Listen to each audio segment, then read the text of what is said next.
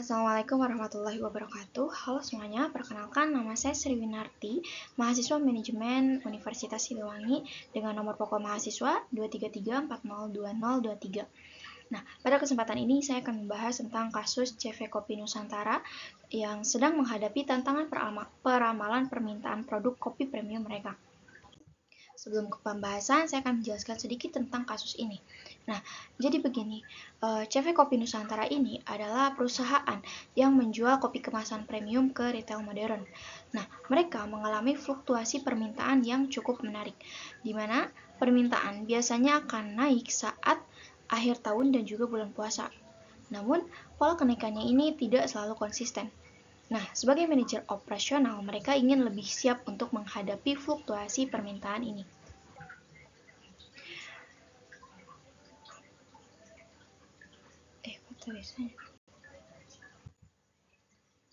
Nah, pertanyaan pertama yang perlu saya jawab adalah apa manfaat peramalan atau forecasting dalam konteks operasional CV Kopi Nusantara.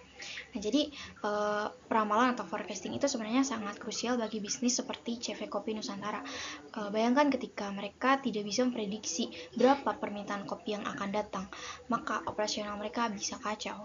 Nah, jadi di sini ada beberapa manfaat utama peramalan atau forecasting bagi CV Kopi Nusantara.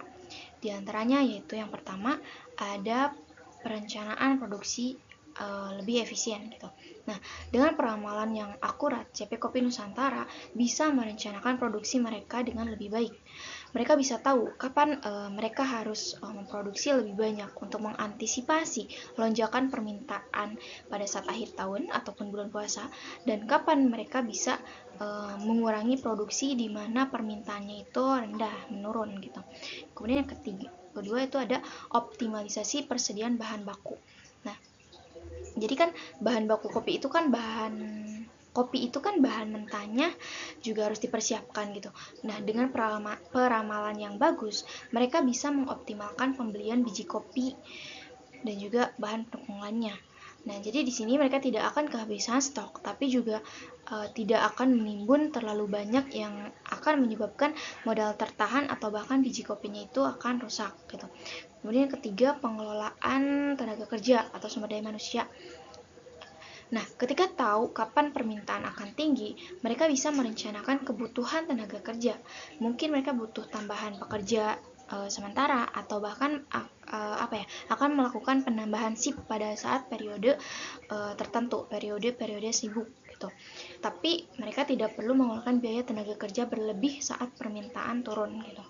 Kemudian yang keempat, ada pengelolaan cash flow atau perencanaan keuangan yang lebih akurat.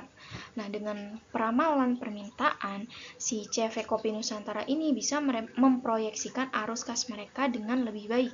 Mereka bisa mengantisipasi kapan ada pemasukan besar dan kapan harus mengeluarkan biaya besar untuk produksi. Dan yang kelima itu ada peningkatan kepuasan pelanggan. Nah, dengan peramalan yang baik, mereka tidak akan kehabisan stok saat permintaan tinggi. Ini akan meningkatkan kepuasan pelanggan mereka gitu, karena produknya itu selalu tersedia di saat dibutuhkan, seperti itu. Nah, kemudian selanjutnya yaitu metode peramalan metode seperti apa yang cocok untuk pola permintaan musiman yang dihadapi oleh CV Kopi Nusantara ini gitu. Nah, saya merekomendasikan dua peramalan. Yang pertama itu ada metode rata-rata bergerak atau moving average. Nah, metode ini sangat cocok karena dapat menghaluskan fluktuasi data permintaan dan memberikan gambaran yang lebih jelas tentang tren musiman. Dengan menggunakan data dari beberapa periode sebelumnya, nah perusahaan itu dapat memperkirakan permintaan di masa depan dengan lebih akurat. Metode ini relatif sederhana untuk dipahami dan juga diterapkan. Metode yang kedua yaitu ada dekomposisi musiman. Metode ini lebih advance dan memisahkan komponen musiman dari data permintaan total. Dengan cara ini, perusahaan dapat menganalisis secara terpisah tren jangka panjang, pola musiman, dan juga fluktuasi acak. Hal ini memungkinkan analisis yang lebih mendalam terhadap pola permintaan yang berulang setiap tahun, seperti lonjakan pada saat akhir tahun ataupun bulan puasa.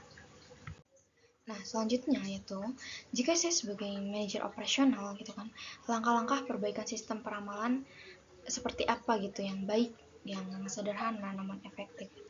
Nah, sebagai manajer operasional, saya akan menyusun 5 langkah strategis untuk membangun sistem peramalan yang sederhana namun juga efektif. Gitu. Nah, langkah yang pertama yaitu pengumpulan data historis. Saya akan mengumpulkan data penjualan dari minimal 3 tahun terakhir untuk menganalisis pola permintaan. Nah, data ini tuh harus mencakup penjualan bulanan, informasi tentang event khusus, dan juga faktor eksternal yang mempengaruhi penjualan. Kemudian langkah yang kedua yaitu analisis tren dan juga musiman. Menggunakan metode statistik sederhana untuk mengidentifikasi pola tren jangka panjang dan pola musiman dalam data penjualan. Nah, pada tahap ini kita akan mengidentifikasi kapan tepatnya permintaan mulai meningkat menjelang akhir tahun dan juga bulan puasa. Nah, kemudian langkah yang ketiga yaitu ada implementasi metode peramalan. Nah, di mana saya akan menerapkan metode peramalan yang telah dipilih, mulai dari yang paling sederhana yaitu seperti tadi yang telah disebutkan, yaitu ada 2 metode, yaitu moving average. Nah, kemudian bertahap ke metode yang lebih sophisticated gitu, seperti dekomposisi musiman sesuai dengan kemampuan tim. Nah, langkah yang keempat yaitu ada monitoring dan juga penyesuaian. Nah, jadi saya akan membuat sistem review berkala setiap bulan gitu untuk membandingkan hasil peramalan dengan data aktual. Nah, jika terdapat penyimpangan yang signifikan, metode peramalan akan disesuaikan berdasarkan pembelajaran dari data terbaru. Nah, langkah yang kelima yaitu pelatihan tim, yaitu memberikan pelatihan kepada tim operasional tentang pentingnya peramalan dan cara menggunakan alat peramalan yang telah dipilih. Nah, jadi intinya peramalan itu bukan hanya tentang memprediksi angka, tetapi juga membangun fondasi yang kuat untuk pengambilan keputusan strategis yang lebih baik di masa depan. Terima kasih atas perhatiannya. Demikian presentasi saya mengenai solusi peramalan untuk CP Kopi Nusantara. Wassalamualaikum warahmatullahi wabarakatuh.